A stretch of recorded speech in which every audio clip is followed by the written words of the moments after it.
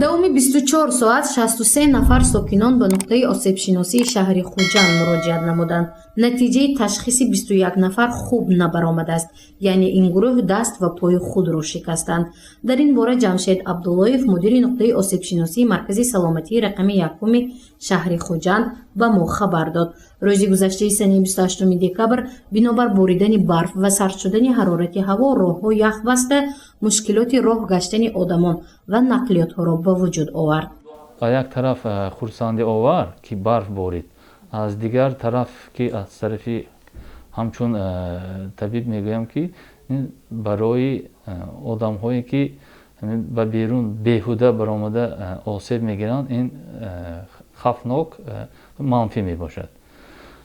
در روزی که برف بارید، در روز استراحت با سبب که استراحت کی بود بسیاری آدمان به کوچه بیهوده برآمدگیشان از سببی که روز یکشنبه مراجعت بیمار با سبب های لغزیده، غلطیدن یا وایکدن به نظر کم رسید.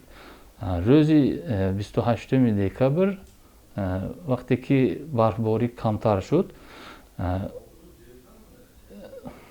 راهها یخ بستگی بودند. روزی که برف بارید یخ بستگی نبود. از سببی که یخ بستن شد، بسیاری کسایی با کار رفتگی اکنون همشون نمیگویند که ما بهوده یا بیهوده. با همین سبب ها در 24 ساعت 28 دکبر 63 نفر به نقطه آسیب شناسی باز آسیب های هر گونه آسیب ها مراجعت کردند. از آن 21 نفرشان شکستگی میباشند، آسیبی دست، پای با هر خیل شکسته های مثلا درجه های میانه سبک. از 63 نفرشان از گرد اطراف شهر خوجند ناحیه‌های از اجدماتی و بسیارتر با وجود فروغ مراجعت کردند. یاری اولین طبی رسانیده شد. муроҷиаткунандагон ба нуқтаи осебшиносӣ аз шаҳри Хуҷанд ва ноҳияи атрофи он буданд. калонтаринашон 65 сола ва баръакс хурдтаринашон 10 сола мебошанд. аз рӯи мушоҳидаи осебшиносон то нисфи рӯзӣ калонсолон бештар муроҷиат карданд ки лағжида, афтиданд. баъди нисфи рӯзӣ бошад муроҷиати миёнсолон ва ҷавонону наврасон бештар шудааст. калонтаринашон сину солашон 65. از 60 تا 65 با فرزندشان آمدن. اونا هنگامی از سخنشان وقتی که به کوچه برآمدن به یگان کس بودن. بعد که غلطیدن با تماس فریاد کرده فرزندشان گرا آمدن. اکن بیان نمیگن که مثلا با چی سبب برآمدن. گرد گذار هوای تازه یک برآمدن و این بی خطریش در نظر نداشتند.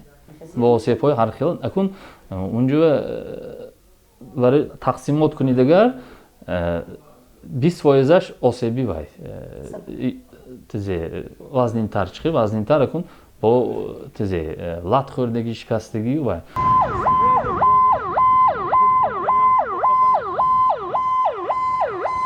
дар санаи 28 декабр ки роҳҳо ях баста буданд, ронандагон низ ба мушкилиҳои зиёд рӯбарӯ шуданд. идораи автомашина дар роҳҳои нақлиётгард душвор гардида, дар бештари минтақаҳо садамаҳои нақлиётӣ ба вуқӯъ пайваст.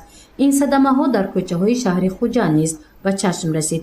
хушбахтона бар асари он талафоти ҷониб ба қайд гирифта нашудааст, чунки садамаҳои рухдода нисбатан сабуктар арзёбӣ карда мешавад. танҳо хисороти молӣ ба ронанда овардаасту халос. همه ساله پس از فرا رسیدن فصل زمستان تغییرابی باد و هوا با باریدن باران و برف در بعضی منطقه‌های راه که یخبندی و تومان به وجود می‌آیند حرکت وسایل نقلیات بسیار مشکل می‌گردد. از این لحاظ روز گذشته در قلمرو ولایت سوخت 3 صدمه نقلیاتی به قید گرفته شده است که بر اثر آن 3 نفر جراحت‌های جسمانی برداشتند. осебшиносон ва кормандони бозрасии давлатии автомобилӣ дар вилояти Суғд аз сокинон хоҳиш менамояд ки ҳангоми сард шудани вазъи ҳаво ва ях бастани роҳҳо аз беҳудагардӣ ва баромадани безарурат аз хона ба кӯча худдорӣ намоянд. ҳамчунин аз сафар кардан ба роҳҳои дур ва минтақаҳои кӯҳӣ худдорӣ карда шавад. پس از فرا رسیدن فصل زمستان боридани барфу борон дар баъзе минтақаҳои роҳ махсусан дар минтақаҳои кӯҳӣ дар роҳҳо яхбандӣ ба вуҷуд омада ҳаракати воситаҳои нақлиёт бисёр мушкил мегарданд.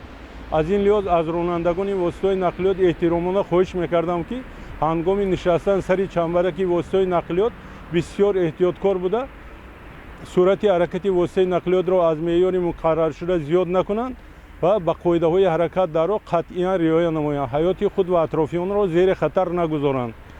ронандагоне ки ба самти минтақаҳои кӯҳӣ сафар менамоянд, махсусан аз онҳо хоҳиш даъват ба амал меовардам ки чархҳои воситаи нақлиёти худро ба чархҳои зимистона иваз намоянд, ба ҳолати техникии воситаи нақлиёти худ эътибори ҷиддӣ диҳанд ва таҷҳизотҳои иловагӣ ба монанди ёрирасон ба монанди занҷир бо худ дошта бошанд. гузориши мафтуншукур ва наимҷон айбов барои барномаи иттилоотии хабар.